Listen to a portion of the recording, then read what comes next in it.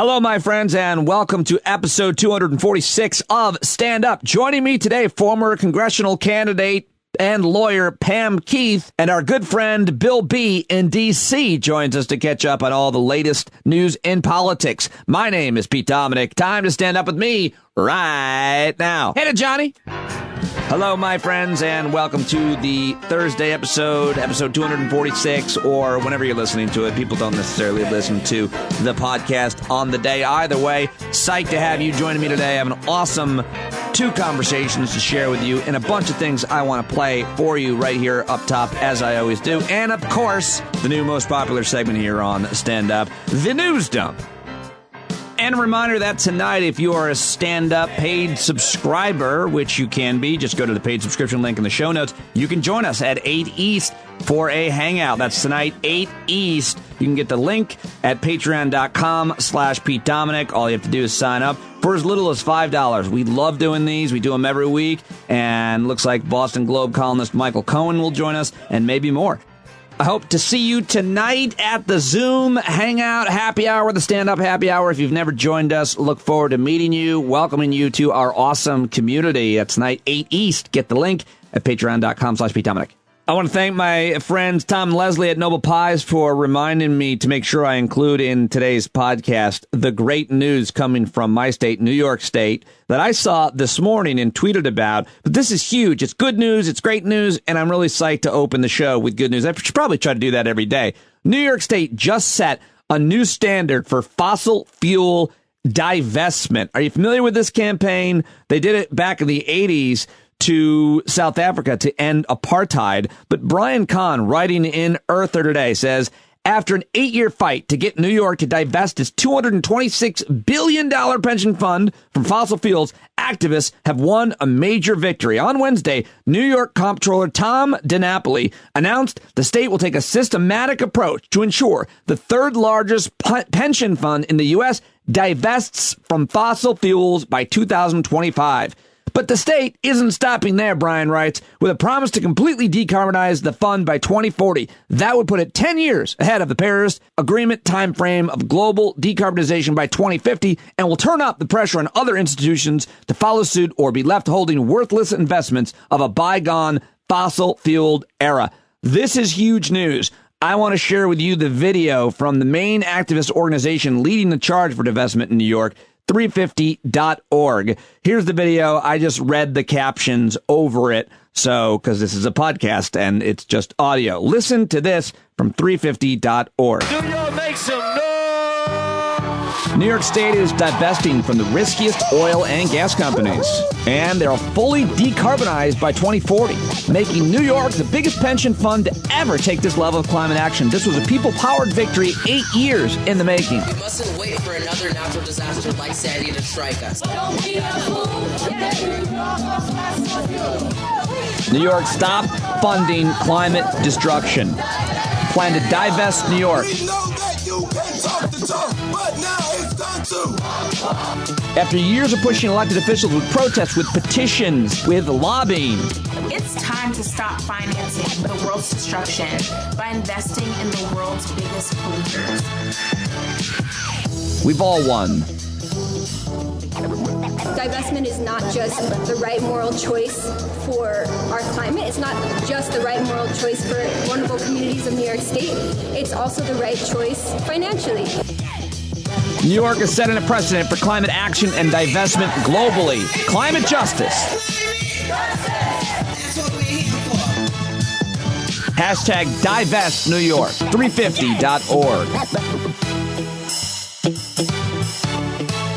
All right, there you go. Check that out. Go to 350.org. Follow them on Twitter. One of the leading environmentalists of the country, Bill McKibben, tweets, truly staggering win in New York this morning. The state will divest its $226 billion pension fund from fossil fuels. That's the biggest pension fund yet.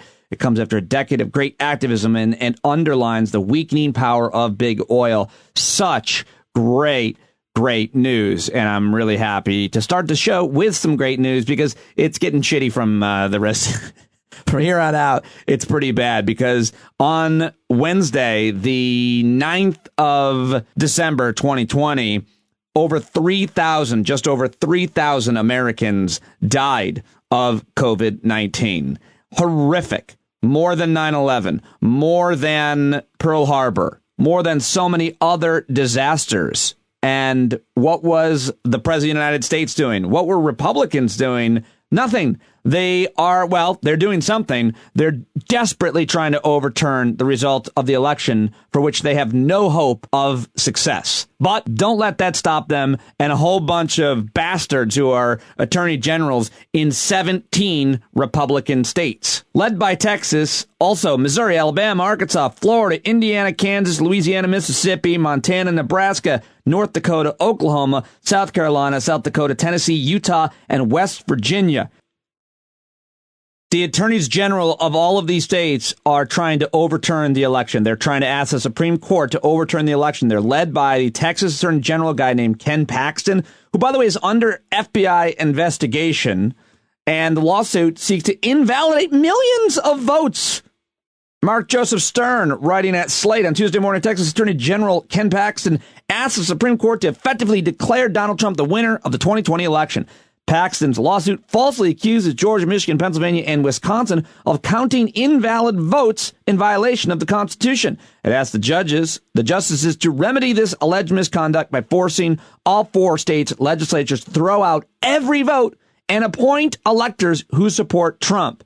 Many Republican lawmakers have already endorsed such a scheme, but Paxton is the first to ask the Supreme Court to facilitate it. If the Supreme Court took up his invitation, it would commit the single biggest act of vote nullification in American history, voiding millions of ballots to hand Trump an unearned second term. Well, that's not going to happen. And also, if it did, the riots and the violence, it would be just absolutely horrific in this country. I think it's fair to say. So I've got a bunch of audio clips to play for you regarding this. Let's start with George Conway. He's a constitutional lawyer. He was on CNN, and he's a Republican. He's a conservative, and this is what he thinks about this scheme, this scam, this horrible, horrible idea. This is the most insane thing yet. It's absurd and an embarrassment. And for a public official, let alone any lawyer, let alone any member of the Supreme Court bar, bring this lawsuit is atrocious. Again, they are trying to overturn the elections in Michigan, Pennsylvania, Wisconsin, and Georgia. Here is the badass attorney general from Michigan, Dana Nessel, who was on MSNBC's All In, where Chris Hayes, the host, who I love, asked, what is this suit about? How seriously should we take it? Here is Attorney General from Michigan, Dana Nessel. I almost don't know how to describe whatever this lawsuit is because it's so insane. And it's insulting, quite honestly, to have the state of Texas come in to my state, Michigan, and to try to overturn the results where nearly 155,000 Michigan voters voted for President-elect Biden over President Trump, and to now say that you want to come in and intervene in our state's elections. It's outrageous. I don't believe that it's going to be granted. But just the mere effort to do this, I think, is beneath the dignity of the Department of Attorney General in Texas. I feel bad for the taxpayers who have to finance this. And honestly, I'm ashamed of all the Republican AGs that decided to sign on to this effort. Attorney General Dana Nessel went on to explain the moral hazard that this creates for any future election and just point out how stupid it is. I would caution, of course, anybody in my state to be careful.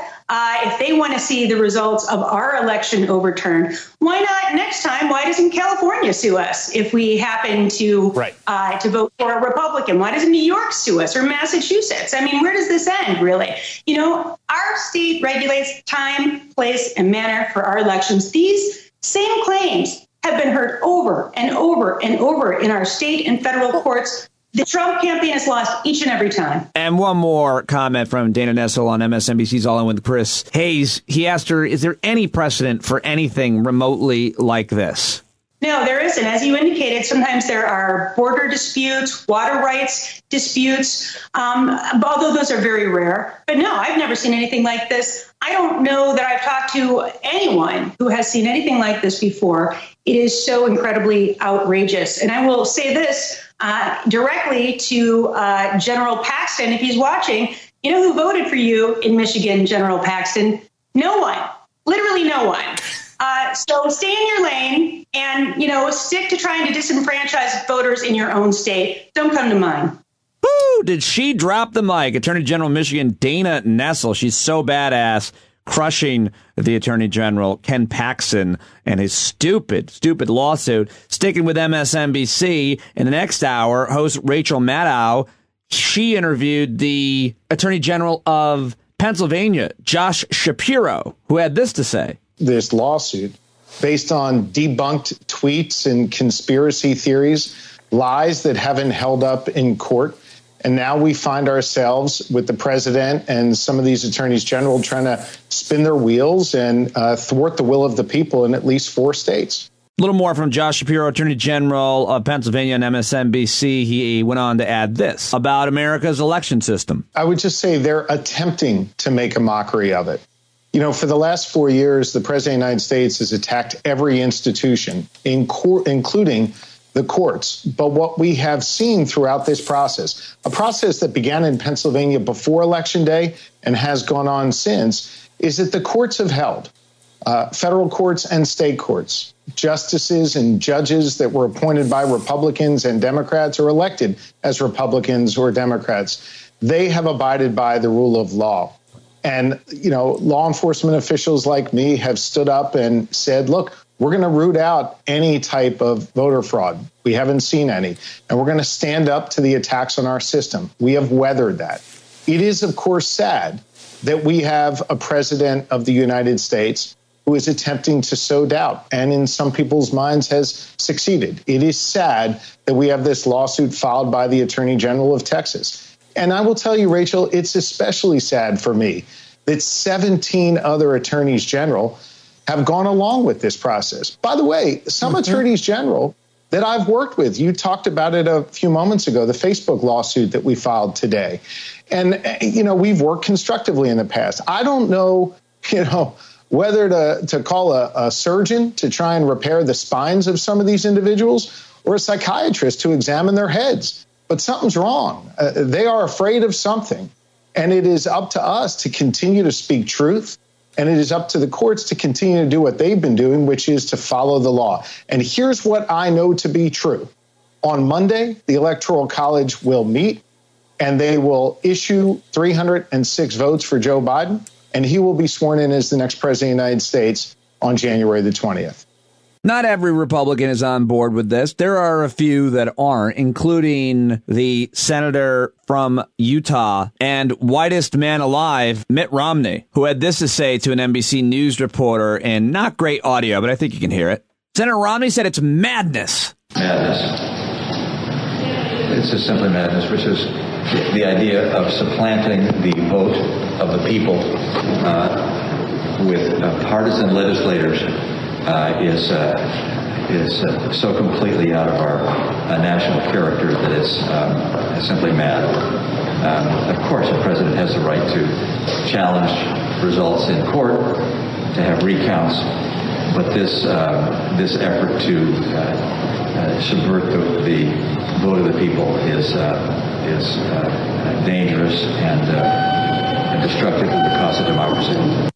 Dangerous and destructive to the cause of democracy. That is Mitt Romney on Tuesday. And then former McCain campaign chief. Was he leading the campaign? I don't know. But John McCain's campaign guy, everybody knows, former Republican Steve Schmidt. This is what he has to say about what the Republican Party has become on MSNBC Tuesday. I thought this is great. The Republican Party is an organized conspiracy for the purposes of maintaining power for self-interest. Woo! Steve Schmidt never holds back. And speaking of attorneys general, a lot of people are saying, even though they are suing 4 states, 17 Republicans suing 4 states that Joe Biden narrowly won in, they are working together against Facebook. Listen to this. 46 state attorneys general are suing to break up Facebook. Newser.com says when it comes to taking down Facebook, bipartisanship is alive and well. Attorneys general from 46 states, along with Guam and Washington, D.C.,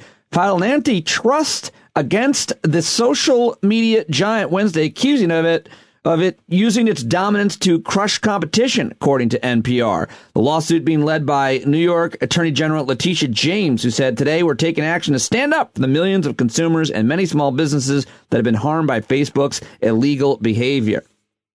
Wow, how about that?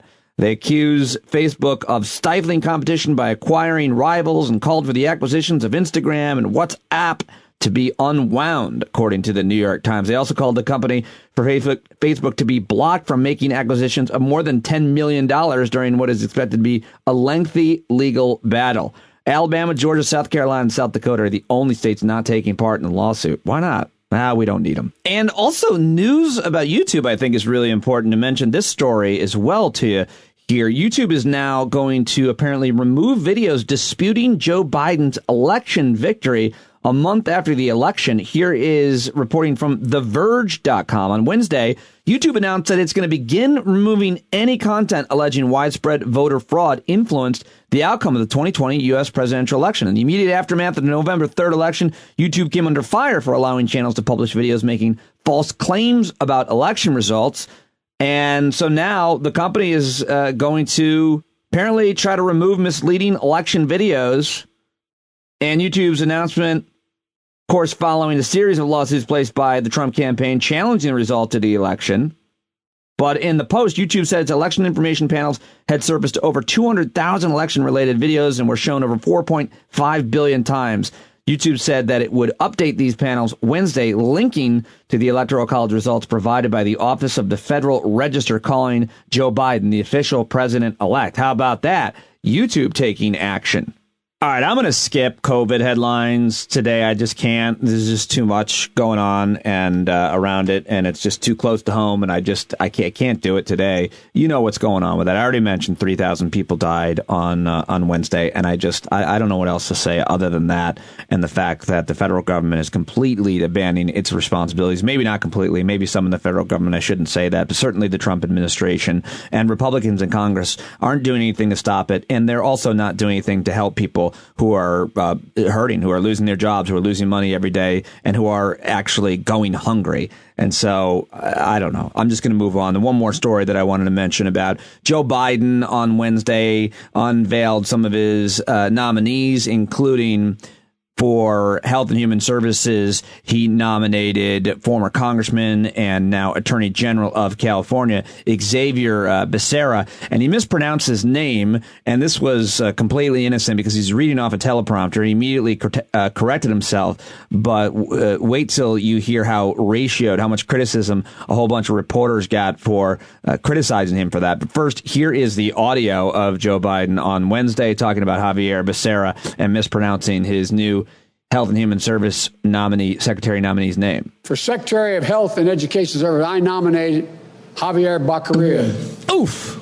Becerra. No, Javier Becerra, excuse me. That's better.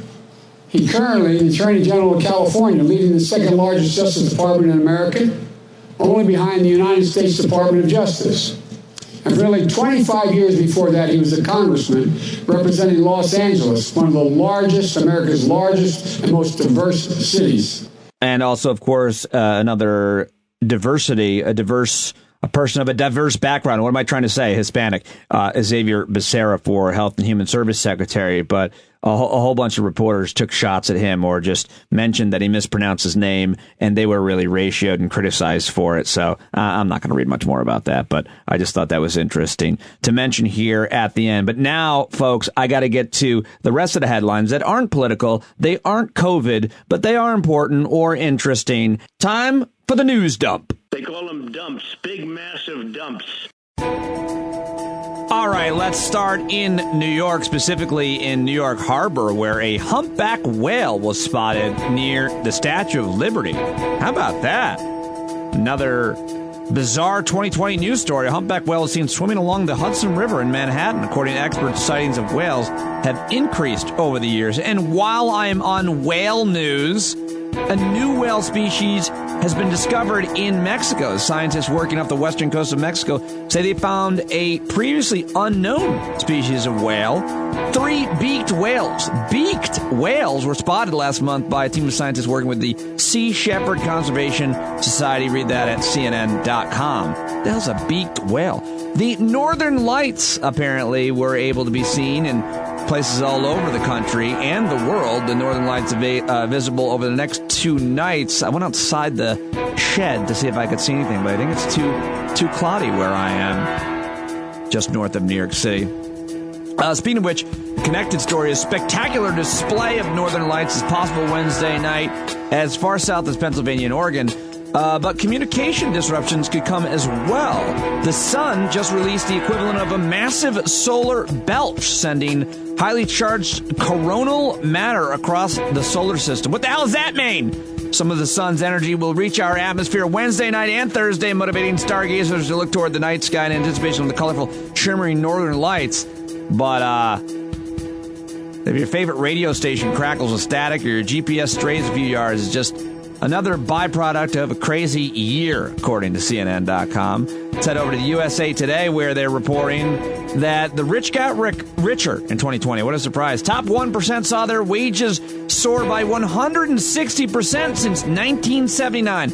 6 times the increase of the bottom 90% of workers. I wonder why that is. Our economic system is broken. How many more measurements do you need to know that? Oh, here's a disturbing story.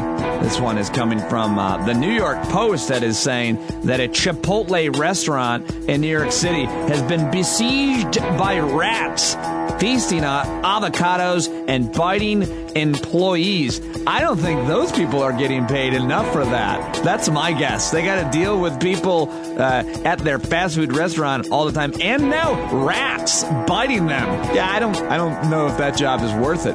In Wisconsin, an F-16 crashed a Wisconsin-based F-16 crashed in Michigan during training. Authorities say Wisconsin-based fighter jet crashed in a national forest in Michigan's Upper Peninsula.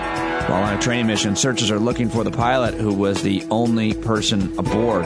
Oh, man. That's terrible. And speaking of aviation, another tragedy. I don't know if you'll call this a tragedy, but a $216 million Mars Starship rocket from SpaceX exploded as it missed a landing pad on its first high-altitude test flight on Wednesday. Dramatic footage shows the unmanned test capsule blowing up as it smashed in the ground, having soared 40,000 feet in its first high-altitude flight.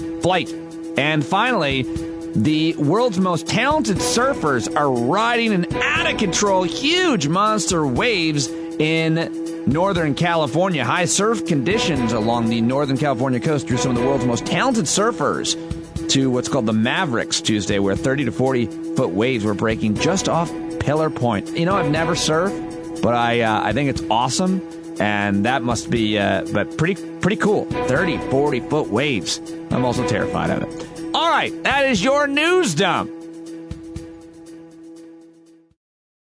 Okay, coming up, I've got former congressional candidate from Florida, lawyer, amazing woman, love talking to her. We had another fascinating conversation with Pam Keith.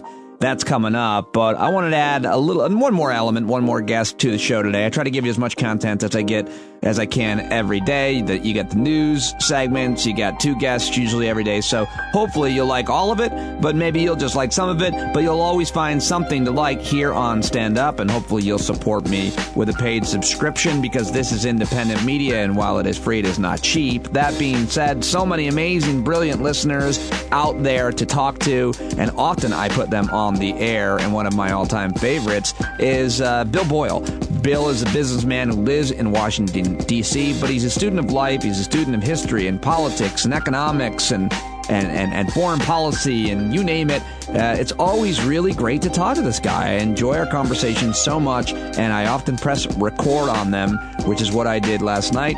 I called up Bill. We had a talk. You should follow him at Bill B in DC on Twitter, where he's always great. Here's our latest right now. Rock of my church. How are you, sir? Where are you? What is it? I said, Peter, the rock of my church. Am I? Well, such as my church is, yes. Yes. St. Peter was best friends with Jesus. So they say. They were like blood brothers. I mean, it was all written down like 150 years later, so, That's such a weird thing.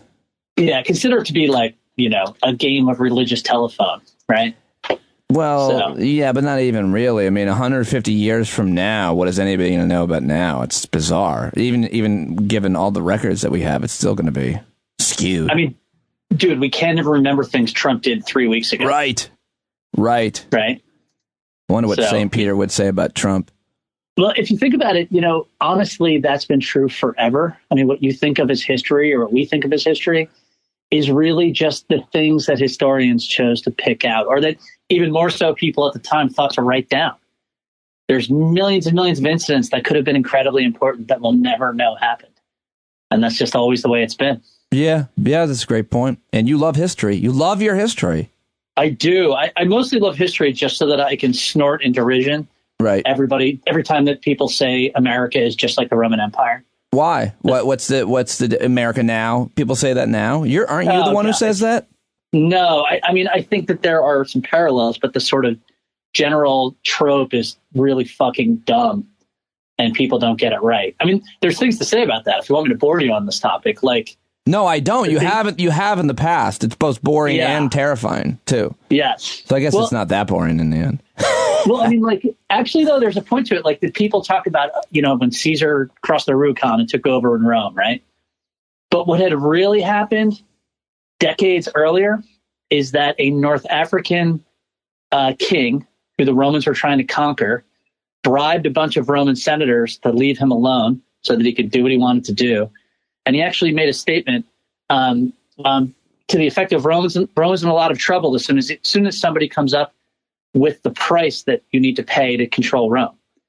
And then that led to a counter-reaction where somebody became the consul of Rome for 10 terms, which is unprecedented, and accrued a ton of political power and a lot of control over the legions. And then decades later, that led to Caesar. So the point being that, yes, there are some parallels, but they're parallels in how a system slowly changes in a bad way, rather than some sort of dramatic thing of a guy crossing a river on a horse. What's that last thing in reference to? Caesar crossing the Rubicon. Oh. Yeah. I don't know what happened there. The super dumb things you hear are these incredibly simplistic ideas of how it all ended. But really what happened is that the incentives and needs and demands of the empire changed, and that changed its form of governance. Plus, they weren't paying close enough. They weren't paying close enough attention to climate change, is my understanding. Well, that actually is part of what drove Rome down, actually, is that eventually the climate Mediterranean changed, diseases started coming in, and the logic of the Roman Empire went away. And we may be looking at a similar thing happening to the logic of the quote-unquote Western world right now. Well, I just made up the climate change thing, but oh well.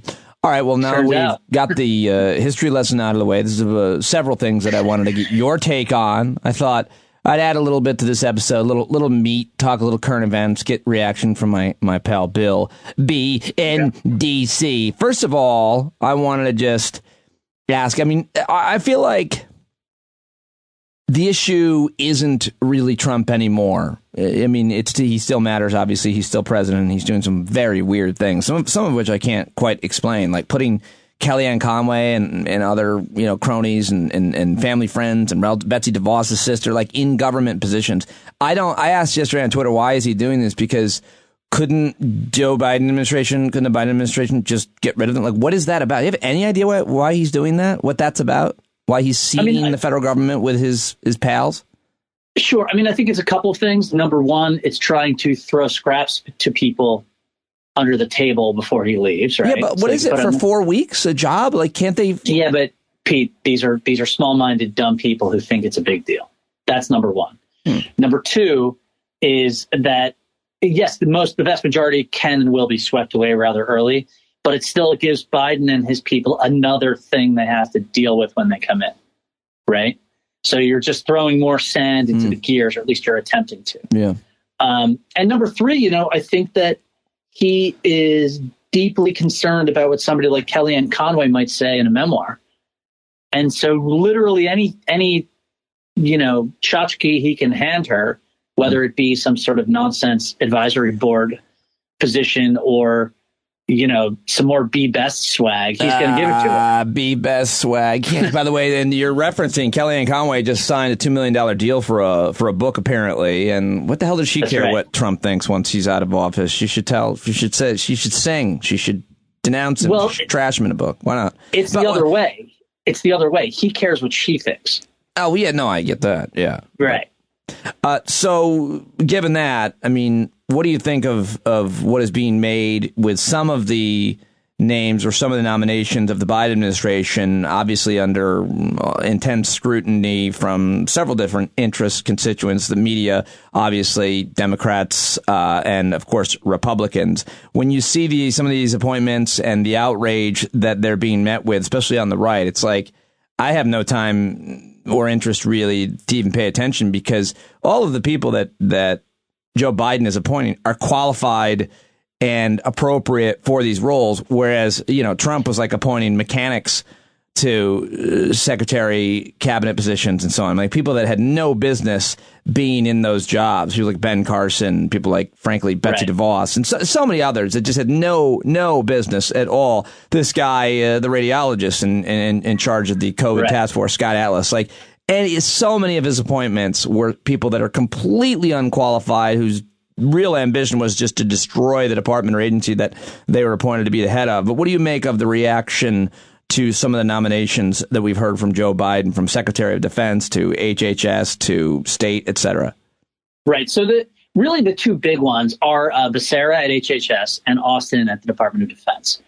And the latter is the one that mostly people in the middle and the left are reacting badly to. Becerra is the one that people on the right are losing their minds about.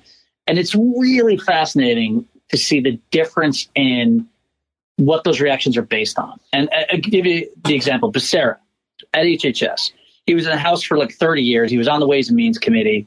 On the Ways and Means Committee, his subcommittees were health and Social Security. Okay. He is about incredibly well qualified as you can possibly be. He was on a special deficit reduction committee in the House. I mean, this is a guy who, oh my God, he's a Democrat who has opinions that are similar to liberal Democrats, and Republicans are literally treating it like the Democrats just put Leon Trotsky in that position. and their behavior, they're calling it a culture. Rod Dreher is always a great source of completely fucking lunatic things. He was saying, basically, you may or may not be right, but if you disagree with me on Becerra, you're fighting a culture war with me. Right. So it can't just be a real dispute or a reasonable dispute. It's got to be a culture war. In other words, if you challenge their politics, you're at war with them. And Dreher is somebody who routinely, berates Trump and says he sucks and everything else. But, he still treats it that way. And who else is doing that? Is Ross Douthat is doing that. The New York Times columnist? Yeah. His thing about Becerra was unusually for Ross, full of incredibly bad analogies and really tangentious reasoning. And it's a classic thing of the difference between the right and the left is that, and I'll compare that to the reaction to General Austin, right? He needs to get a waiver because he has not been out of the military for 7 years, right, in order to become Secretary of Defense. Now he is an interesting guy because when he got pushed out? He got pushed out of leadership because he believed in a much more careful policy towards civilian casualties. That was the big rap on him before. Yeah, this is a guy who thinks the military in Afghanistan, Iraq, everywhere else has to give up targets if there's a possibility that you can kill civilians. Kind of a good guy, super well qualified, everything else. But centrists and liberals are very concerned about him because they feel that it weakens the civilian control of the military, put yet another recent military guy in the Secretary of Defense spot. Right. So those two reactions kind of sum up the real difference here between the right and the left and how Biden, and by the way, Biden hasn't made any real mistakes on his appointments. Again, just like his campaign, give Jen O'Malley Dillon tons of credit. His campaign and his transition has been run very, very well in really tough circumstances. Austin's not a mistake, although people are freaking out about it. Though the concern, they did it for a reason. One of the general concerns I feel like with all things regarding personnel and the Department of Defense, or frankly any other federal agency, but especially with the Department of Defense, is appointing people who have relationships, cozy relationships, or might be working somehow with, doing favors for the military, industrial, defense contractors, Lockheed Martin, et cetera. And it's such a mass. There's no more waste of money in the federal government than the Department of Defense, buying fighter jets that the military doesn't even want, and all kinds of other weapon systems, et cetera, that are wasteful spending or disconcerting for any number of reasons. And generally speaking, I feel like that's what liberals and progressives are really concerned about. I think a lot of conservatives have been as well in the past about that as well, the kind of anti-war conservative types, that military defense relationship, contractors having so much influence on what the Department of Defense does in terms of their budget, much less in terms of their actual actions and policies around the world. What are your concerns about that? I mean, isn't that fair? I am conflicted about that because I totally get all of that. At the same time, plenty of people have come out of government, worked for either as a consultant to or directly for big companies, or for that matter, would we think twice about it if somebody went to work for the Teamsters and then came back into the government? I honestly wouldn't. But at the same time, the Teamsters are a very strong interest group that has, wants certain things, and someone who worked with them is going to be influenced by them, right? There's also another side of this argument, which is that, a general who goes to work for Raytheon, that guy is not on a percentage contract. He doesn't have to bring in the bacon to get paid, right? So these guys often are the best equipped to understand how the defense industry in particular rakes the government over the coals when it comes to contracts. So I'm not, I think it really depends on the person. And I'll give you an example. Michelle Flournoy and Tony Blinken, their company, I think it's West Exec, had tons of consulting contracts that included defense contracting and everything else. Tony Blinken's a great guy. If anybody thinks that he's really going to be like hooking up the people that he contracts with, they're out of their minds. Michelle Flournoy, who is the person that everyone is saying was a better choice than Austin, she was actually doing much more direct business cultivation with the defense world than he was. Right? He worked directly for Raytheon, but she was in a company that was consulting for the defense industry. Do I think either one of them is necessarily bad for that? No, I don't. I think what you have to do is look for the people who are clearly rapacious or clearly following the interests of a corporate master. Because let me put it this way. How many of us have worked for a corporation? All of us, right? Well, almost all of us. Does that mean we're bad people? Not really. Does it mean that we're not going to do a public service job well if we have the opportunity to? I'm not really sure. I mean, I think you have to look at the person and you have to look at their record. And by the way, if they come in and they look sleazy, I think you have to toss them out on their ass. I feel like one of the biggest, that's a really interesting response. I don't really have much to add to that. I don't know enough about it. I'm just always very cynical about defense contractors in general. But let me move on to another question regarding just kind of these nominations and these choices, which is, it's just it's so interesting, the difference between, generally speaking, Democrats and Republicans in the federal government and who gets these jobs and why. But, the Trump administration and Donald Trump in general was obviously an aberration, nothing like any Republican we've ever seen. But the big difference, and it'll always be something that we'll think about and talk about, is so much of what he knew about issues, national issues, foreign policy, you name it, anything. He really just learned on TV. And he also only learned about personnel on TV, which is why so many of the people that he's appointed, especially many of his lawyers, are people that he saw on TV. What's the problem with appointing people that you don't know, that you only saw on TV? And how do we even have a conversation comparing Biden or, frankly, any Republican president, much less Democrat before him, with Donald Trump, a guy who appointed so many people that he met on TV, a guy who learned about issues watching TV, Fox News, which is an impossible way to learn in depth, and which is also crazy because you have access to the smartest people in the world. And finally, a guy who talked to the people who hosted the TV shows like every night. He talks to Hannity.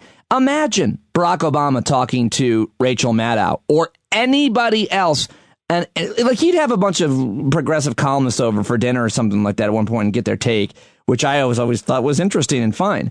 But the idea that Trump is talking to TV personalities, appointing people he saw on TV, how do we compare that? How do you talk about the difference with Trump and Biden in terms of what they know, what they learn, who they know, and who they appointed? I mean, it's apples and oranges. And I mean, let me start out with this. We've never, ever in our history have had as stupid, malign, or incurious a president as Donald Trump. He is the worst. He is the worst, bar none. The only reason that he is not, that there's any competition is that the country just happened to not be in the worst possible place when he was president. But the country was so powerful that it kind of carried him. Think about that, how bad things are right now. But they're so much better because he couldn't fuck up something that was that good. And I think that what you have to look at is, it's not just, by the way, that Trump is not that different in some ways from a typical Republican administration. Because the Democrats have that one thing that many Republicans in the last 20 years have lacked, and that is a very healthy feeling of hypocrisy. And when I say hypocrisy, I really mean hypocrisy in that Democrats, even when they are full of shit, still think that at least you have to put on the appearance of trying to do the right thing. Right? And most of them are not full of shit, by the way, I should point out. Most Democrats want to do the right thing, but even the shitty ones are like, you know what? If I go in here and just try to pillage the place, or just try to baldly make it my own self-interest, or try to destroy the department that I'm in, I'm never going to have a career again. For the Republicans, it was sort of becoming true in certain places under Bush. And then it just went to the nth degree under Trump. You had people coming in with no sense of hypocrisy. They really wanted to destroy the departments they were in. They really wanted to pillage them for their corporate friends or for their own future job prospects. And they really didn't give a shit. And, it's funny because I always tell people, hypocrisy is a really powerful force for good. And when you have a government that has none, you're in a lot of trouble. And so it really, Trump is a distilled worst possible case scenario because of the lack of hypocrisy. It's just a bald, malicious, we don't give a fuck. We just want to chase the opportunities that this attempted caudillo at the top of the ticket wants to give us. I hear a child in the back. That's my son playing Minecraft with his buddies, and it's approaching let's strangle him level. But continue. Good for him. Yeah. So the other, I think, big issue that I wanted to ask you about is what we're left with. We're done talking about Trump, let's say, and we're left with a frighteningly large percentage of Americans who are so firmly detached from reality. We've come so far afield of truth and reality and an objective truth that we have millions and millions of Americans that don't believe that Trump lost and that do believe all kinds of crazy things, including about COVID. And right. Where does that leave this country? How can a person lead, Joe Biden or anyone else, the greatest leader of all time, when millions of Americans think that the election was stolen this way? And I suppose it might be worthy just to ask you to compare the accusations being made by liberals and Democrats about the 2016 election versus the accusations made by Trump and his supporters about the 2020 election. Right. So, there's the last prominent unionist in South Carolina for the Civil War. He had this great line. It was South Carolina is too small to be a republic and too big to be a mental institution. Or he may have said insane asylum. But either way, that is the situation that we have with all these Trump people. You have probably realistically, other than what people are happy to say on Facebook, the people who are really committed to it, who will forget about, or not, people who are not really committed to it will forget about it in 2 years. You're going to have some rump of 15, 20% of the population that is slavering at the bit to bring Trump in as, Emperor Donnie. It's a problem. These folks are into performative secession right now. I mean, Rush Limbaugh, I put this up because I knew you were going to call me. It was something about, I see the country trending towards secession. I saw that just before I called you. I actually saw that. Yeah. So he's like, he's not, in fact, he's one of the smartest marketers in the right wing, sphere these days. He's hearing that from people. That's why he's saying that. And so far it's just been performative, right? We haven't had mass violence. We haven't had, but we've certainly had a lot of people walking up to the line and thinking about it. The good thing is this country's institutions, and more particularly its ability to dominate violence as a state, is pretty extensive. We are not losing control of suburban New Jersey anywhere or rural Oklahoma. And so, for these folks, the price you pay in this country for really engaging in sedition and trying to overthrow a local government, you're going to die or go to jail the rest of your life. And that's still true as it was 2 years ago. So I think it's bad. I think it's dangerous. I worry more about things like places like, Texas changing their law so that they can fuck with their electors 4 years from now. Right. I worry more about that. I worry more about the institutional long duration stuff. I do worry a bit. I live in DC, in downtown DC, and there were Proud Boys weeks ago walking down our neighborhood looking for a fight. Right. That's fucked up and crazy. And I think next time they would not just be ignored, I have to tell you. But, the truth is that a lot of these people, the reason that they are pissed off and frustrated and in denial about where the country's going is because they're the kind of people who can't get their elbow out of their fucking ear. What do you mean by that? So, meaning they're not the people who are the kind of people who can put together a revolution. They can barely talk their way through a Walmart on a Saturday afternoon. Right? This is not Thomas Jefferson and George Washington considering how to run a revolution. They're morons, is what I'm saying. Yeah, no, I understand, but it's just it's so obviously led by the narrative really created in media or by Trump's lawyers or together. Your Lou Dobbs, your Sean Hannity, Rush Limbaugh, and it's not, as you're saying, led by any real policy experts or real influential organizations. It's led by media stars and people just eat it all up. And there's just nothing like that on the left. And let me just be clear. I'm talking about it's led by individual personalities on the right. Some of the names I already mentioned.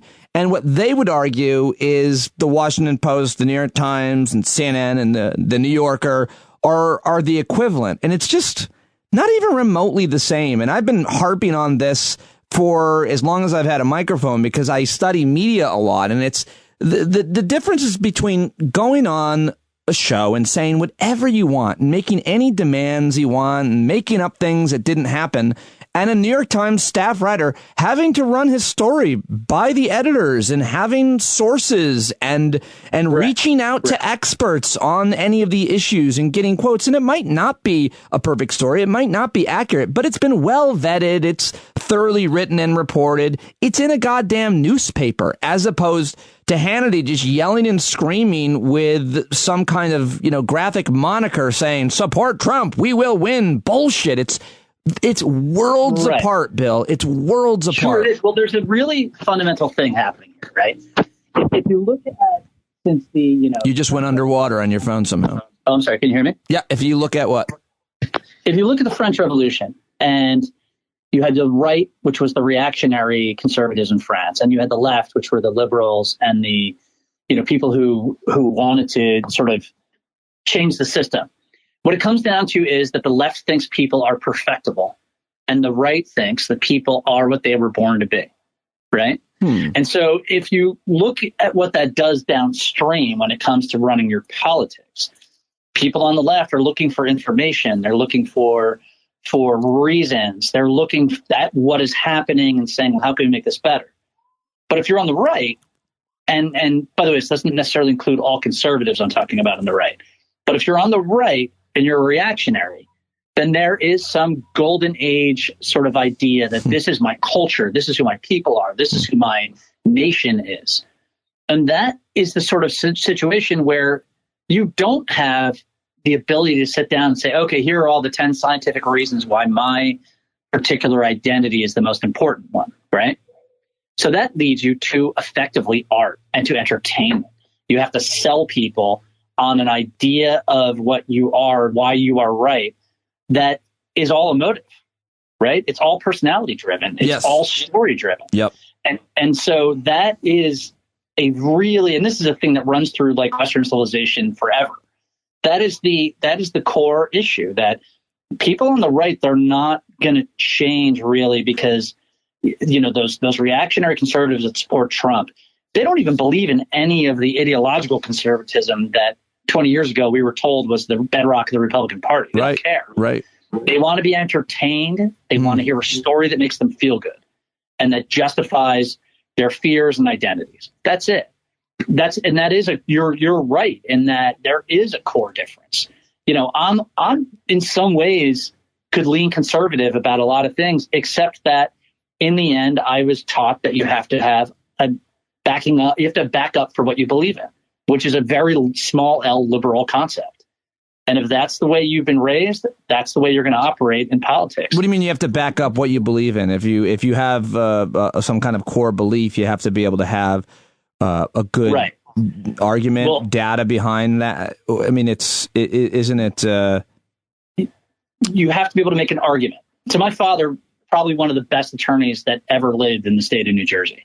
And we would talk about things at the dinner table. And if you made a statement, you know, my father would fix you with his, you know, gray eyes and say, why do you think that? And then he would make you defend what you thought. And, you know, an amazing trial attorney. So you can imagine how fun that would be to get put on the spot by that guy. But he was training us to have reasons for our opinions. You know, we didn't have to pull out a thermometer to say it was cold outside, but he wanted you to think through what you believed. I just love that because I think I do that with the girls. I'm sure you do that with your son. It's you know, I remember recently I got an argument with my daughter and she's like, you know, we were talking about COVID and she's like, you don't know what you're talking about. You're not a doctor. And I said, no, but I did talk to 10 doctors today. And how many did you talk to? What is the basis for what you are saying? It feels good what you're saying. You want it to be right.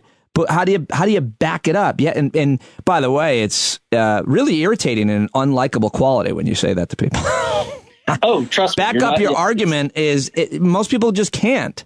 I often can't, and I don't mind. If I can't back up my argument, you have a better argument, then I'll keep looking or I'll concede. I mean, it's can't be about your ego. What is it the famous economist said? When the facts change, I change my mind. What do you do? I don't know why. I mean, and by the way, Keynes said that. That's is it Keynes? But that's an interesting thing. I think we should always say that about economics because economics does change given so many different factors. But so does what we've learned so far about COVID. And, well, sure, no, that's the point. And there's you need to be able to change. But even with a virus, the science is evolving, and so we all, you know, read this article, read that article, and think we know how it spreads and so on. But all that changes. It changes, and we have to change with it. I don't know what my original question was. Now, let me rephrase that a little bit. What the reality hasn't changed. But our concept of that reality gets better the more information and the more science happens. Right. So getting back to the original point, which is what do we do? Where do we go from here with millions of Americans that, you know, maybe even put the election views aside, but have these views on COVID? I think the biggest concern right now should be, and maybe you will disagree, but that enough people will get vaccinated. I read yesterday that a poll of the New York City Fire Department says about half of them said they don't want to get vaccinated. And I, you know, cynically said, well, how can you consider yourself New York's bravest if you won't get a vaccine. And a lot of people pointed to 9/11 and how they were lied to. And I'm sorry, I know firefighters from 9/11. I was here that time.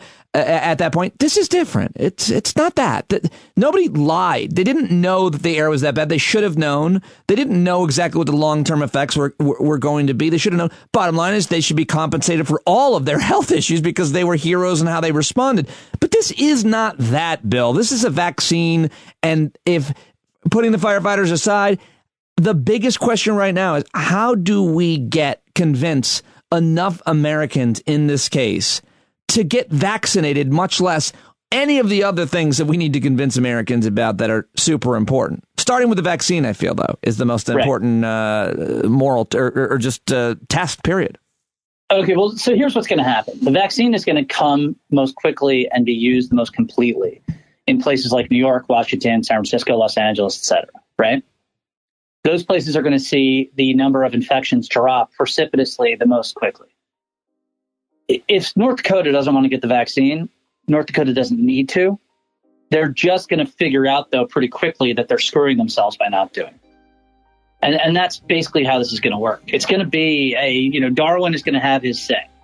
And when people in New York are going, well, what's the big deal? We're fine. But people in, rural Mississippi are dying like flies. Rural Mississippi will start forcing people to get the vaccine. They will do it. And by the way, it will help that Trump is no longer up front of everything. Yeah, being that's a great point. Jackass. Yeah. All right. Right? My chip says I'm out of time, and it's 30 minutes. All right. Tons of great answers. Really interesting, as always. Thank you, sir. Thank you. Take care. There you go, Bill B in DC at Bill B INDC on Twitter. He is a business owner in Washington, D.C., and he's just a smart guy. There's so many smart people listening, which is why, by the way, I love to reach out and just talk to folks off the air and get to know them so that maybe at some point you'll become a guest on the show because you'll want to say things and talk about things that you know a lot of things about. So many people that have become guests on the show started as listeners who were listening or called in, like one of your favorites, Eric Siegel. Speaking of listeners, got a really nice email from Pam while I was putting the podcast together tonight. And Pam wrote, just wanted to drop a quick email to say thanks for everything you do. I fell in love with your show and I had a terrible job with a long commute, only made better by your show when it was on Sirius. Fast forward to now, and I have an amazing job working for our local food bank. My whole job has completely changed since BC, before COVID. And now I work mostly alone since my coworkers and I are social distancing to the max. I listen to your show every morning. Certainly made me feel not quite so alone. The other benefit has been how much I've learned from all the great, smart, talented people you have on. I was never confident enough to talk politics to people, but now I can mostly hold my own. And then she included one of my favorite emojis. It's like the googly eye with the tongue sticking out. You know that one? Head to the right. Anyway, Pam writes, I know how much you like nature pics, so here's one of a sunrise in my hood. Thank you, Pam. It's beautiful. Thanks again. Keep up the good work. Pam, I hope you're listening because I really, really appreciated that. And folks, keep those nature pictures coming. If you're out there listening to podcasts right now, you're on a walk, you're outside, whatever you're doing, you're driving, I don't care what it is. Don't overthink it. Just send me a picture of a tree. Every single one of these pictures makes me happy, and I like to think it makes you happy to take a moment to take that photo. Take a moment, get your nature, get your vitamin N, and email me, standupwithpete@gmail.com, or tweet me at Pete Dominic, and send me pictures of your vitamin N. Put that in the subject, and I'll definitely get to it and get back to you. I love them. So many sunsets and a couple guys, though, have men only, have taken pictures of themselves in nature, which I also love, and I love to see people in nature too. It's always fun. I usually stay up till like 2 in the morning, so if you send me a picture by like 8 a.m., I love to wake up to your pictures, and Phil Round did that this morning. Phil is out in Wyoming and sent me a picture of himself. He says it's 10 degrees below zero along the Snake River before fucking dawn because our grocery store is open 6 to 7 a.m. for those of us over 60, even though people always guess my age is under 30.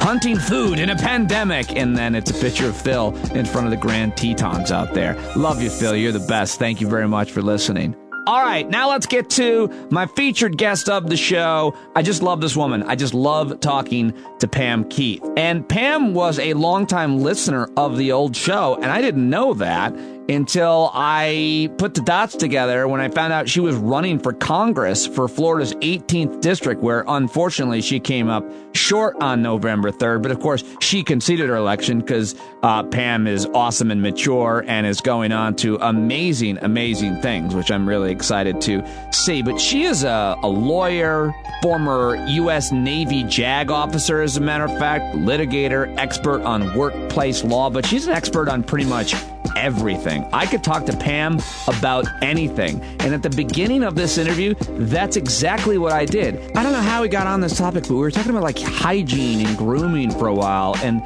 just everything Pam says, I'm interested in hearing her answers to. And so even that was fascinating. And so she started talking about answering my question. I said, wait, can you mind if I record this? And she's like, yeah, of course.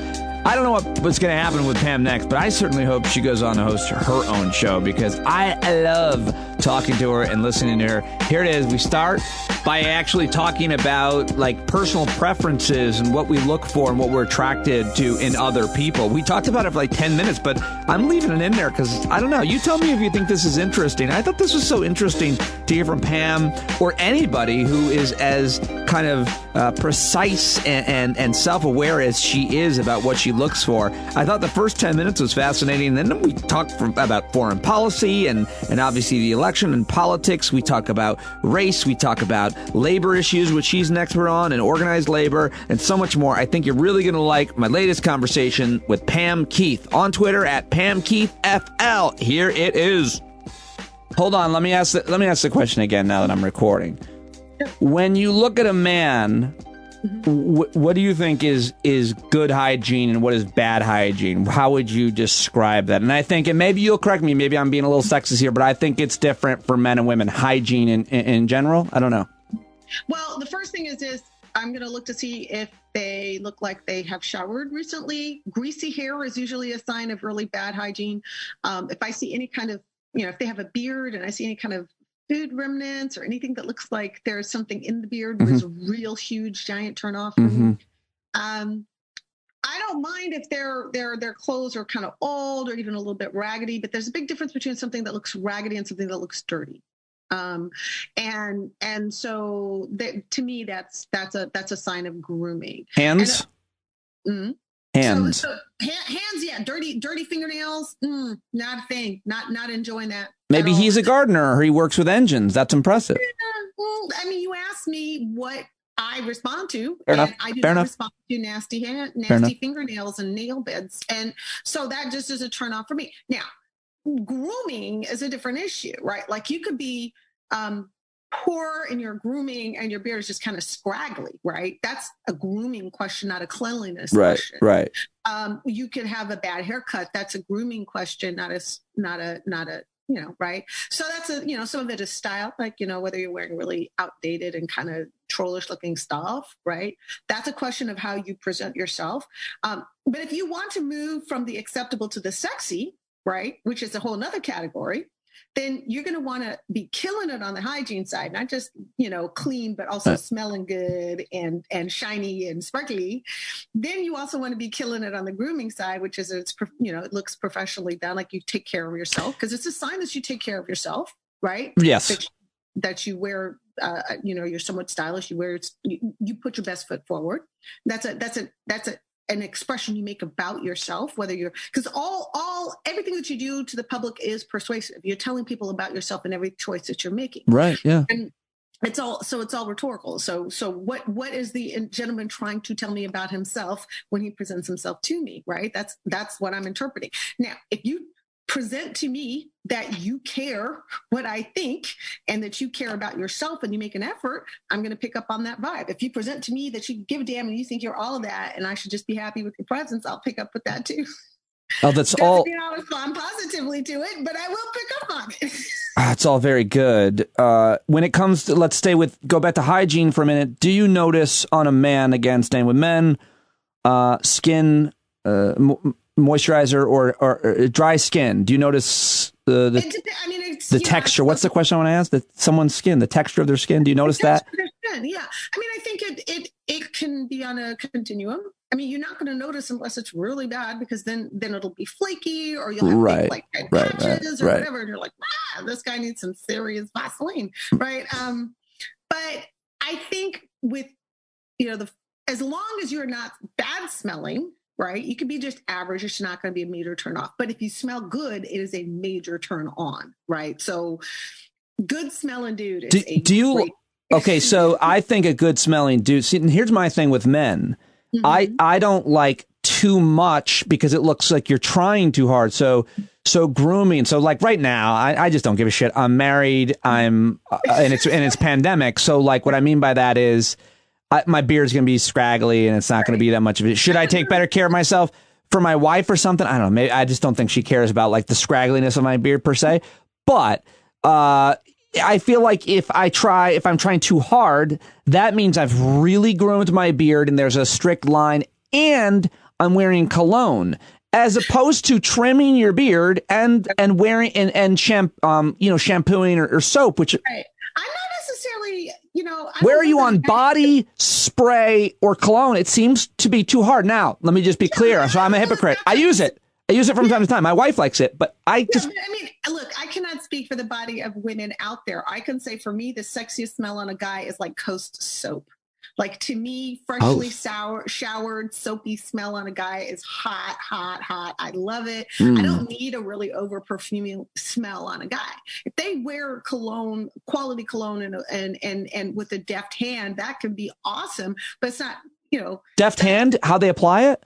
Yeah, like they're not swimming in it. I don't want you to be swimming in Amway cologne, because that's a lot. It's too much. Trying too hard. Yeah. But what about like the facial hair, like or hair in general? If it's so can it be overdone? Can it be too much? It certainly can be. But I suppose, like I said, it's for every woman. Personally, I'm not a huge fan of facial hair. Just for the basics, that it doesn't necessarily feel great. Like, every guy's a little bit different. Some guys' beards just don't feel all that nice on my skin. Fair enough. Yep. It feels perfectly fine, because the texture of their beard is actually rather soft or whatever.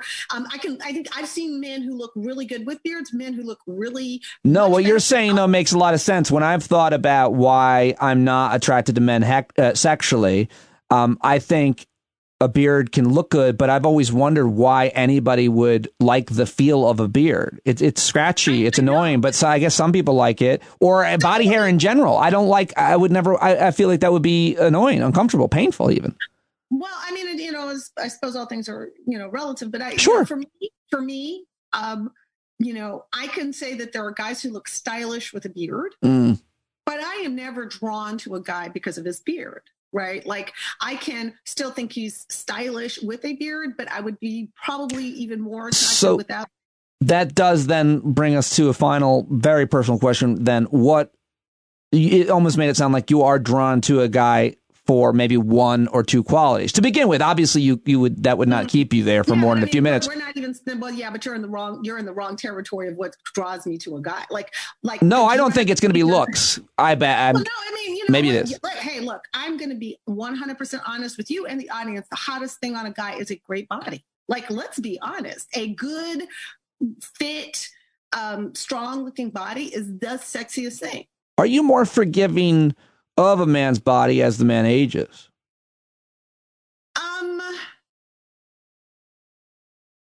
Yeah, probably not so much. I mean, I put a lot of work into staying fit myself.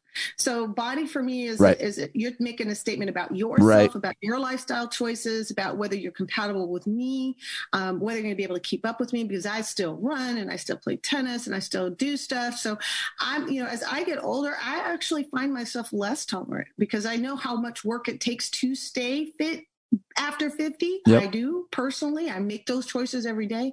So if you're letting yourself go, that's cool. I'm not going to judge you, but it's not for you. Yeah. Be turned on by you either. Okay. All right. Well, this is too interesting. And the one that's always been personally the hardest for me is not hair loss or anything else. It's certainly not the things I can control, like you just said, body or have more control over, facial hair choices. For me, though, it's always been hard to be a shorter guy. I'm 5'8".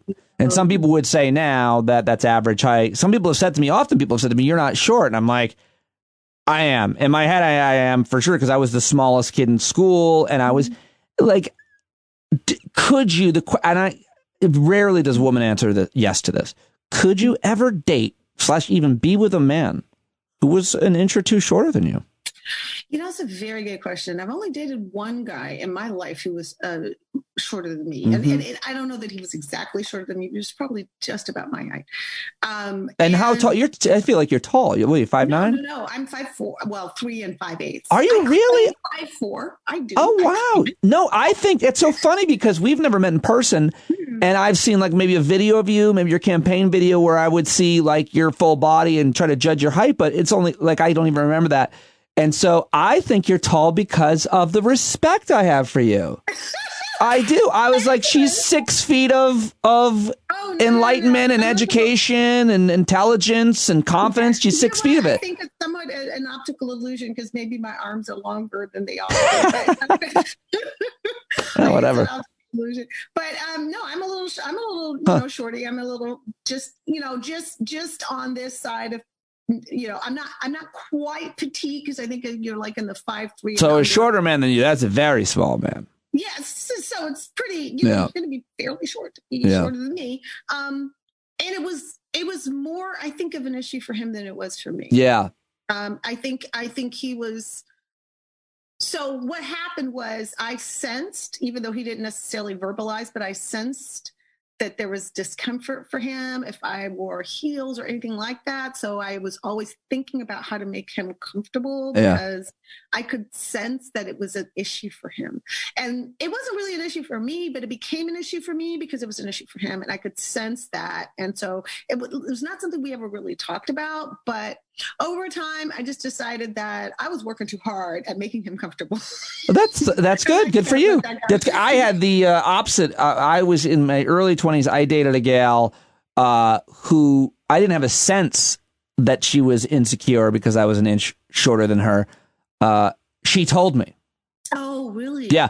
And I said, why won't you hold my hand in the street? She's like, it feels so uncomfortable. You're so much shorter than me. And you're not worthy. The question, of course, immediately is like, why didn't you run? Like, what a horrible thing. And the answer to that was, it was the only relationship I ever had with a woman where we had this sexual, physical connection that made me forget like everything else. And I was in my early 20s. I didn't have like a lot of sexual experience. So I'm finally having like great sex on a regular basis. And I almost I just looked the other way on everything. And of course, I would never do that later in, my mid-20s. I was much more confident and things changed with me. But at that point, I didn't care. But I also kind of respected. I was like, well, at least she's telling me. Like behind closed doors, it's great. But out in public, apparently doesn't want to hold my hand. I don't know. I mean, there are a variety of nuances and dynamics, especially when you're trying to figure yourself out. For sure. Yeah. Still very much trying to figure yourself out, and figuring out where you are in a sort of a desirability pecking order. And you absorb all kinds of feedback, both positive and negative, about that to kind of figure yourself out. Well, see, this was my experiment of proving to my audience that I knew this from the moment we first started talking, can talk to Pam Keith about anything. And it's going to be interesting. Well, that's good. I mean, I think that's fantastic. Now on to foreign policy. Let's talk about it. Hey, we need to talk about Mohammed bin Salman. We need to talk about Iran. We need to talk about whether or not we're finally going to extract ourselves from this abomination in Yemen. Like, there's a lot. I think a really good foreign policy question. Yes, sir.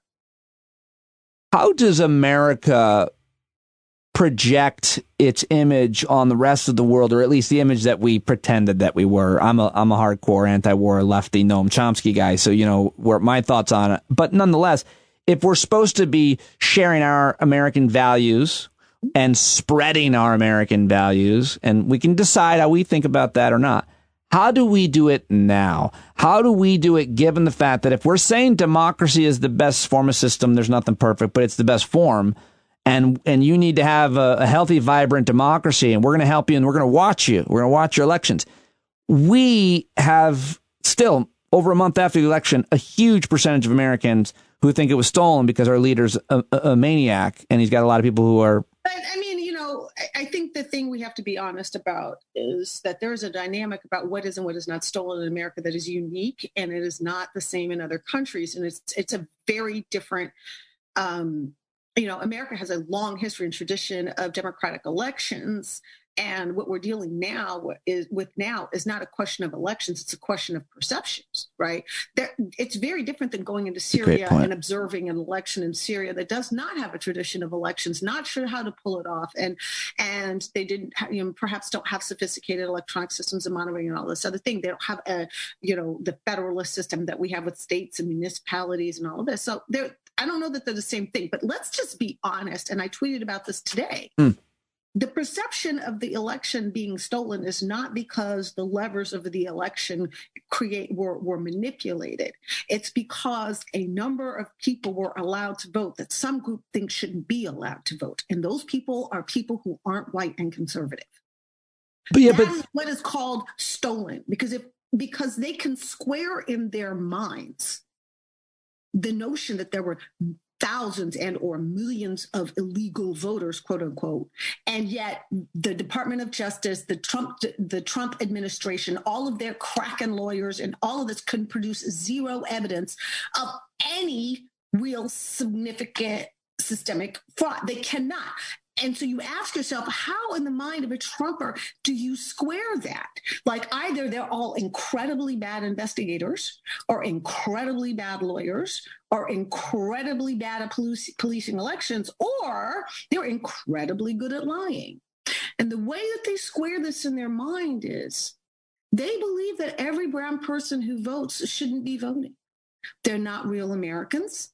It should be illegal for them to vote. They shouldn't have the right to make decisions and impose decisions on white people. And that is the component that makes them fake or illegal or fraudulent. It's the component that is their race. And so they believe it because they believe it's their race that makes somebody an illegitimate voter. But then you try to go to a court of law and say, hey, these are illegal, illegitimate votes. And the court says, okay, show me what makes them illegal. And you can't ever get beyond that particular level of the litigation, because you have to actually articulate to the judge that the reason it's illegal or it's fraudulent or it's fake or it's inappropriate is because that person isn't a real American to begin with. Right. And that person's not a real American because I get to decide who is and who is not a real American, because I am a real American. Sarah Palin told me so. I think I wonder if it's less overt than that. And it's that their vote shouldn't count because of who they are.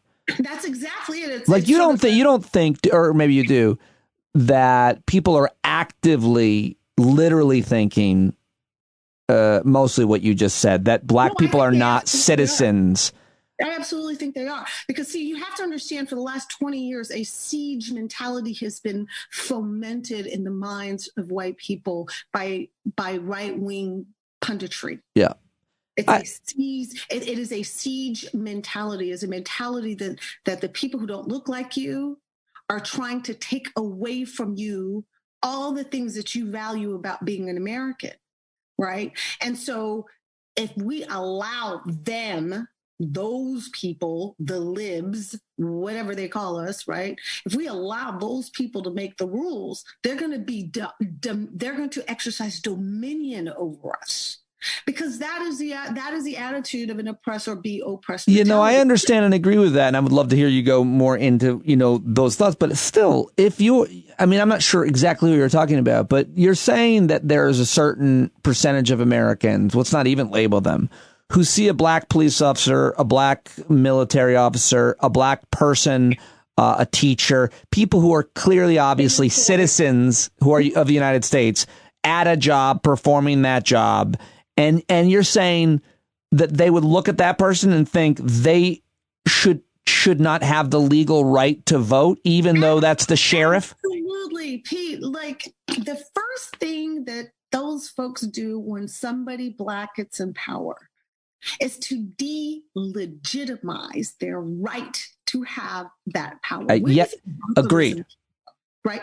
Where does that come from? It comes from the idea that under no circumstances somebody who looks like that be president of the United States. So surely There is something about that person that disqualifies them from that authority. They should never have it. It's wrong for them to have it. And so they will go high, low. They will flip over the rocks to try to find something that they believe explains why that person is illegitimately in that. Like his birth certificate.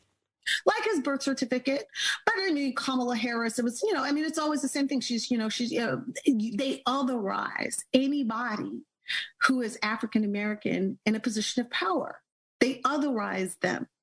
They make them outsiders. They make them not right. It's also the case with you, but you don't belong there in the first place. I feel like it might be better to just shift the conversation to how more common and likely that is in everyday workplaces, where a lot of people see the black woman at work or the black man at work and say affirmative action. The fundamental premise is, like, when you see all these videos of these Karens out there calling the police on somebody because they believe a black person is someplace they ought not be. Right. The foundational premise of that is, I have a right to be here, and that is all, and everybody understands that. Yeah. And because I have a right to be here, I get to question whether you have a right to be here, because I'm the owner of this space. I am part of the team that owns this country. I am part of the team that owns this state, that owns the Constitution. And I get to decide whether you are an owner to, or you can be present to or not. I think that's true too. But again, I want to specifically say to the one that I think, I'll explain this to the black woman, as a white man, that most black people probably relate to the most isn't either of the first two. It's the one where you're at work, you're at the job, and someone looks at you and says, you don't deserve to be here. You didn't work. Someone must have handed this to you. Exactly. So and that's with women. I think it's common with women as well. But you're talking to corporate Sally right here, right? I didn't realize that. Well, yeah. I mean, I started out, I went to law school, and I came out of the Navy. I went to one of the biggest law firms in America, Morgan, Lewis & Backus, and I went to Jones Day, which was the biggest firm in America. And then I went to Oakland Deacons, another big, big firm, went in-house with one of the biggest energy companies. I've been in corporate America for quite some time. And let me tell you how this works.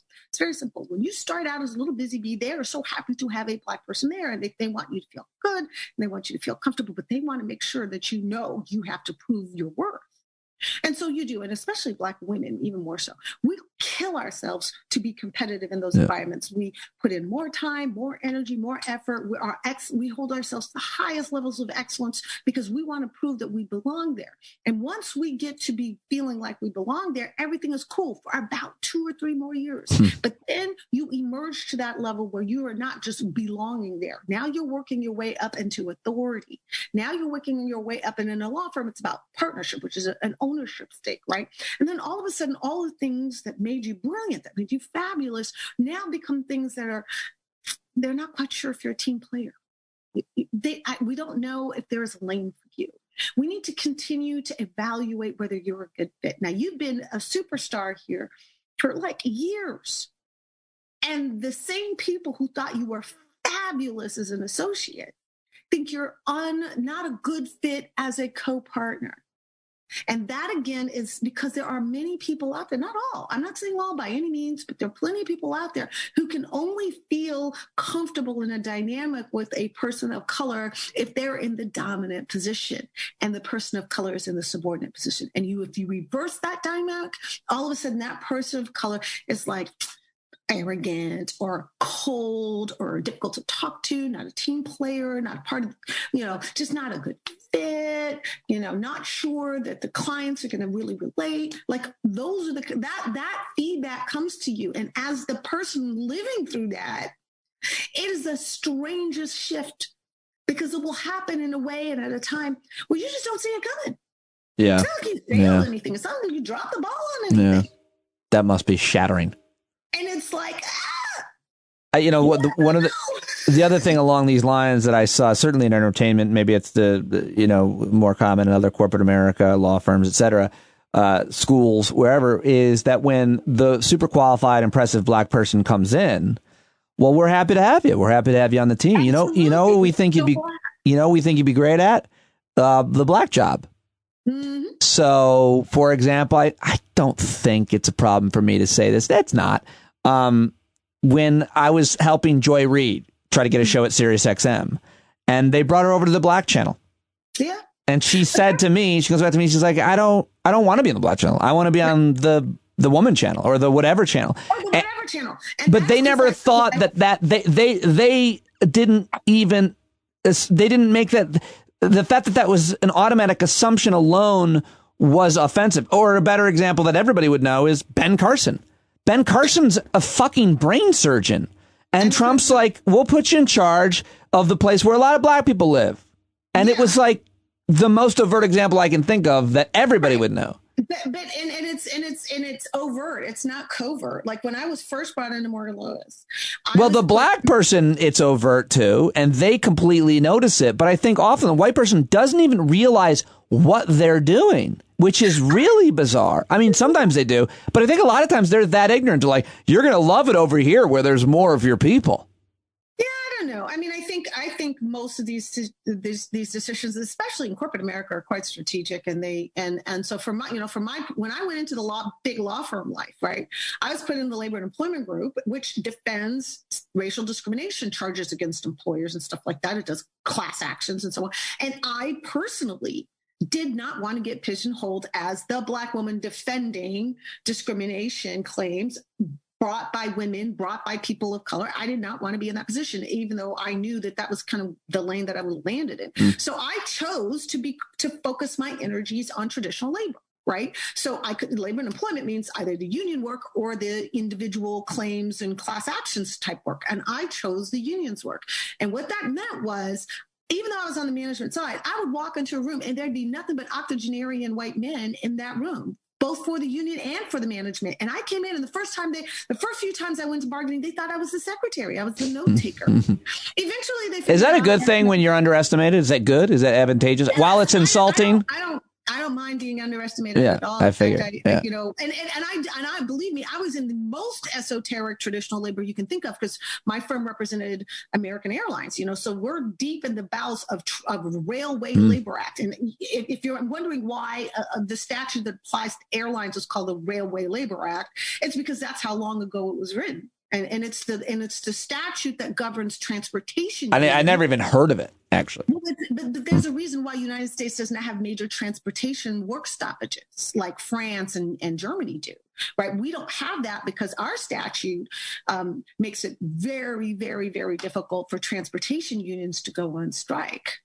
Makes it all but impossible. You do, yeah. I did not know that. You do see that all over the world. You see the transportation, and they're obviously so effective because everybody needs transportation. Exactly. So in the United States, if you are an airline or you are a rail system or whatever, for a union to unionize your employees, they have to do it system wide so that they don't have little patchwork quilt union bargaining across a transportation system, especially as carriers as big as like American Airlines or United. Of course, that would bring interstate commerce to a screeching halt. And the United States was like, oh, no, we're not doing that. Right. So they have a much more sophisticated and much longer and also a role for government to jump in and say, no, you're not doing this. What do you call that? What is that?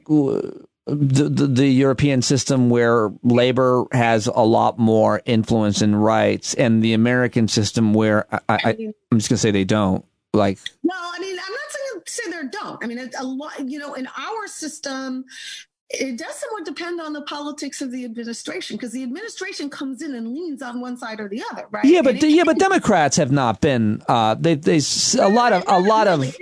It's not vocal support for organized labor, but when it came down to it, Obama did not do nearly as much.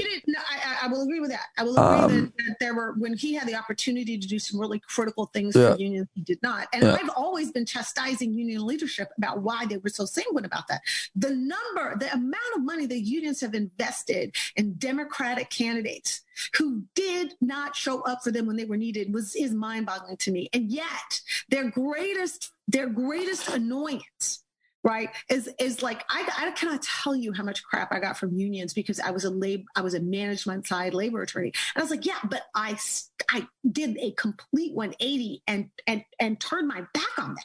I am now purely on the plaintiff side. I'm on the union side, and not only that, I now know where the bodies are. Wouldn't it be great to have somebody on your team who knows all of what goes on in the boardroom and they make decisions about collective bargaining agreements? Well, wouldn't that be a good thing? How about try this one on? There's nothing more racist than a union member who votes Republican, much less supports Donald Trump. Oh, well, hey, but let me tell you something. Unions, for all the good that they do, and they've done a lot of good, they've also done a lot of bad. And not just with respect to race. Union bosses negotiate in and ossify class differences, gender pay differences, racial pay differences. If you go to some of these major unionized enterprises, you will find that the highest wages goes to the guy who operates forklift, and the person who sorts a small mail gets the lowest wages. It's why the police officers in my town make a ridiculous amount of money. I asked the police chief, I go, how do you possibly justify your salary of $250,000? You're a police chief in a small town with no crime. And he's like, take it up with the union because they negotiated that. But I just want to be clear and push back a little bit just so that I think you are. Organized labor, organizing as a concept is a brilliant concept. Is invaluable and a must for all kinds of rights. Absolutely. That being said, unions can often be very corrupted, like the Catholic Church, the Boy Scouts of America, or anywhere else. I mean, let's be honest. Unions negotiated and made reality for many, many people disparate treatment, right? Because our law says that much that is not fair becomes fair if your union bargains it for you, right? So that if you were in a non-union environment, disparities in wages that you could raise as a problem, you cannot raise as a problem in a union environment because it was collectively bargained. Right. So you actually have to turn around and sue your union for breaching the duty of fair representation before you can get these disparities in pay addressed. It's a very interesting interface between our labor laws, which are about unions, and our employment laws, which are not. So there's a place where those two things kind of I don't understand what you're talking about now, although it seems really interesting and super important. But getting back to my point, law that says equal pay, right? Like we have all these Title IX, all kinds of, Title VII. I mean, we have all kinds of stuff out there that governs pay, right? And governs gender discrimination in the workplace. But how does that bump up against that gender discrimination being a function of a collective bargaining, exercise between a union and an employer? Don't think that union bosses cannot negotiate and put into collective bargaining discrimination. But that being said, just to get back to the original generalization I was making about union members who vote for Republicans, I was trying to explain this to my daughter the other day, and maybe I was in an error. Maybe you'll tell me I have to go correct myself. But I was telling her that she was telling me her friend's dad is a huge Trump supporter, and while she was at his house, handed her a glass of water that had in a Trump Pence mug, which I thought was like, oh, that's funny. But he's also a union worker, works for a big telecommunications company, and he's voting for Donald Trump. Like we can argue about all kinds of things about organized labor and the goods and the bads, but if you're Republicans have done everything they can to make it impossible to organize, much less bargain, much less be a member of, right? Like you, so. Yeah. I mean, you're asking me what? I mean, you know what the funniest thing about people like you, Peter, is, and I love you to death, but you know the answer to the question you're asking. You do actually know the answer. I do know the answer to that. Yes, but I think it's different in this case. The answer coming from me versus you. I mean, it's self-evident. He prioritizes white dominance over the abilities of unions to survive and succeed. See, even though I knew that answer, I wouldn't have said it as eloquently as you. Is that fair? Fair enough, but you do know the answer. I mean, I know the answer because people keep acting mystified as if they, what could possibly be the explanation? You don't know what the explanation. Well, of course, I think I knew that answer before I had to ask a smart person, but I was on. I laugh at it because I was like, dude, I was on set. I tell you that which you already know. Often I do on this show. I was on set at CNN with one of the most respected political analysts. I should just name him, but I don't know. I said to him, as we walked off set, I go, I don't understand how any union member would vote for Mitt Romney. And he stopped walking. And he looked at me because Obama's black, and then kept walking.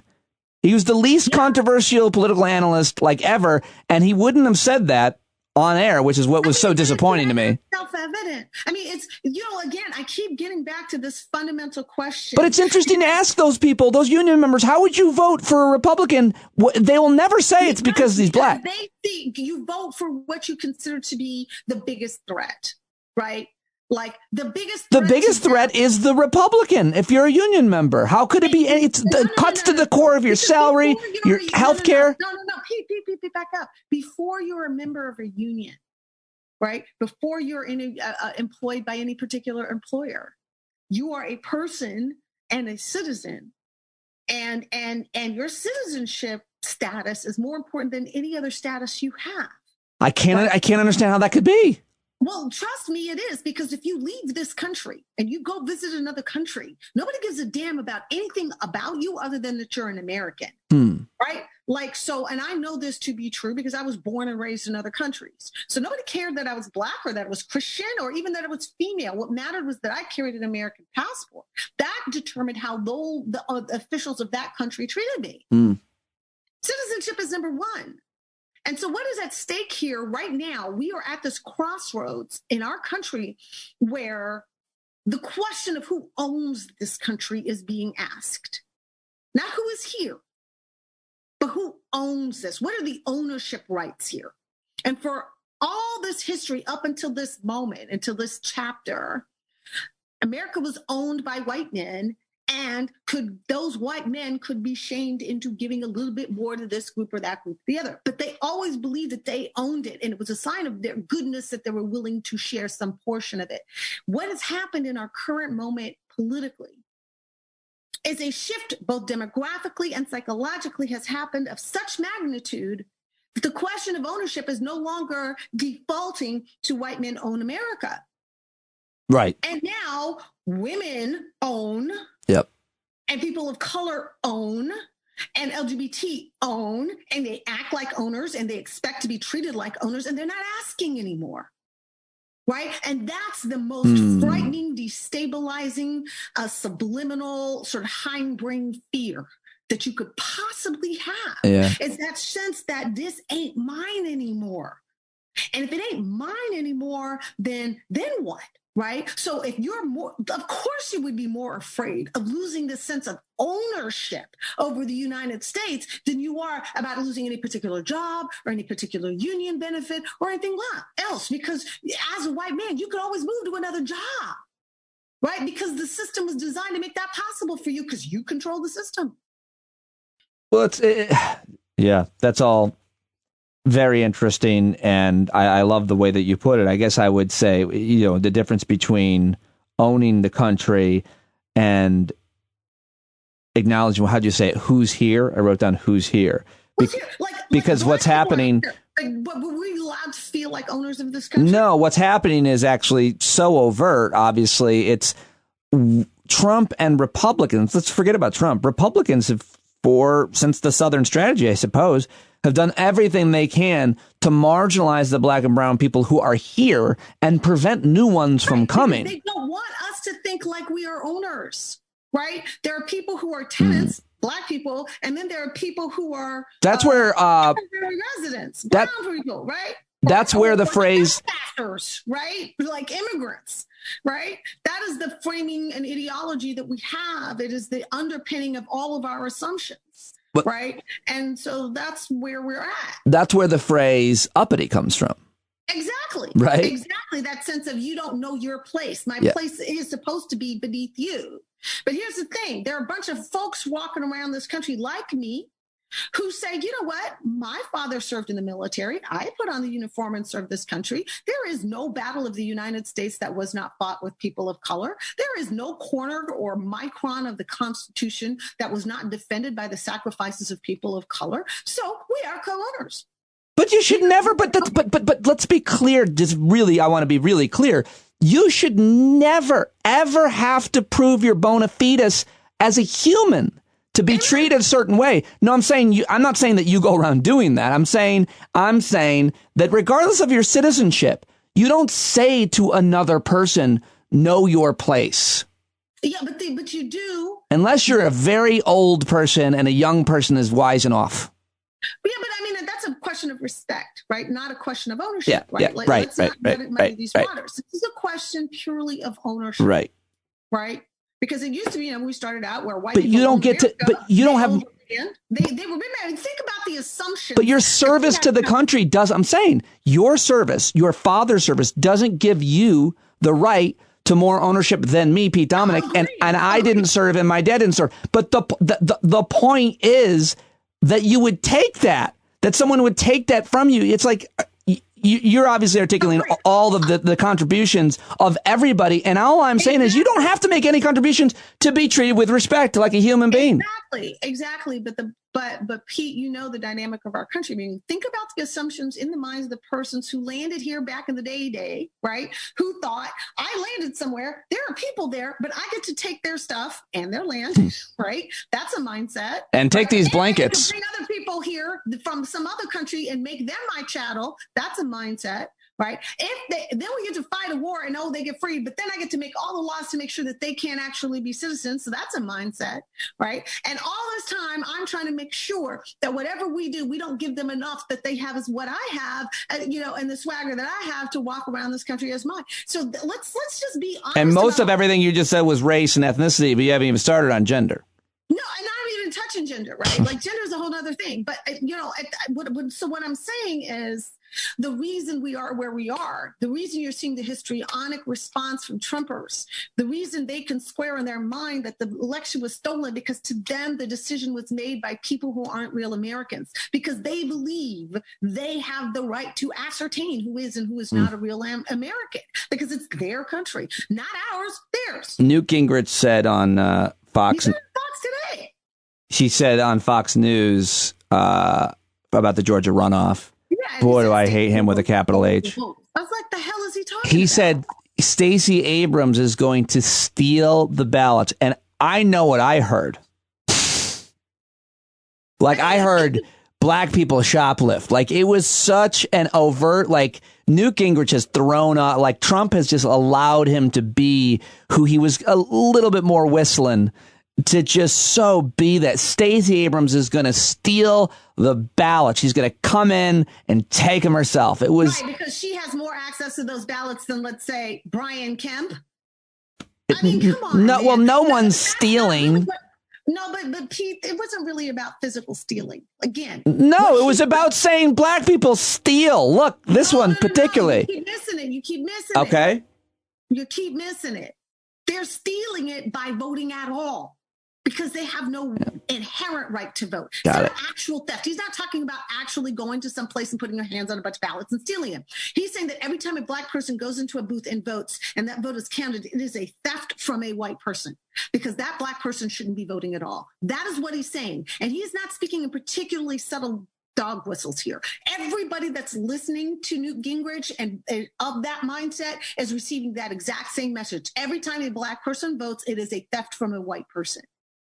That is why they can square with their mind around the idea that the last election in November was stolen.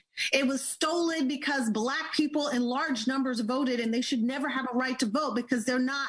We own this. They're taking it from us by voting and counting those votes. It is a theft when you count the vote of a black person, because that is taking something from a white person that they own. That is why they use the word theft. That is why they use the word stolen. That is why they use the word fraud. You are not legitimate. But that is what they're getting at. That is what they're saying. What a lot of people also say, though, along the lines of this entire thesis is, you're stealing something from me. And the answer often is, I'm not. Number one, it's not yours for me to take. But number two, I'm actually not. I'm actually going to make your life richer and better. And but the thing we're not doing as a nation that we need to be doing is simply saying it is not a theft when a black person votes and that vote is counted. It is not a theft when an immigrant who has been made naturalized votes and that vote is counted. It is not a theft when a gay person votes and that vote is counted. You may feel like it's taking something from you, but that's an infirmity in your psyche. That doesn't actually make it true. But you feel that way. And because you feel that way, you can be convinced of anything.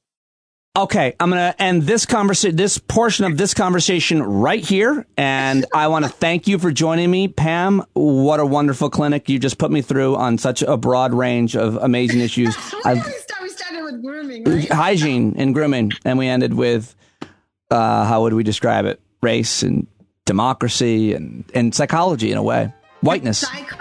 The psychology of ownership. I wish I could write a book about it. Or maybe I could write the psychology of it. Oh, I like it. I think you've already started. Thank you, Pam. Oh, Pam Keith at Pam Keith FL on Twitter. Isn't she great? Wasn't that great? As well as Bill Boyle. This is a good show, man. I'm just wrapping it up now and think we did a good job. Did a good job tonight. I don't know who we is. I'm just sitting here in the shed doing it all myself. I guess we being my guests. I appreciate both of them and all of them. Who should I have on? Send me an email, standupwithpete@gmail.com for any and all feedback. The shed, by the way, is coming along. I've started to decorate it more. It's looking good. I'm loving it, and I'm going to do an official video and tour soon and bring you right in the shed where I love being every day. I love it so much. This is such a great space for me to work in and to create. And so thank you for supporting me. I hope to see you tonight at the Hangout. Check it out. If you haven't joined us before, it's always a lot of fun. And Michael Cohen of the Boston Globe is going to be there. And also, hopefully, usually like 50 to 75 people. And if you're new, don't be shy. It's fun. It's uplifting usually and inspiring. And we talk and we connect and we just don't feel alone. We never do when we're together. And we also have the Discord platform as well. You can always jump in there at 24 hours a day and chat with folks. Some really cool people that are in there to talk as well. So just go to patreon.com/Pete Dominic or the paid subscription link in the show notes and sign up now. Hope to see you tonight. Thanks for joining me. I love you. And remember, whatever you're dealing with, you're not alone, even though it might feel that way. Let's connect. Talk to you soon. Take it away, John Carroll.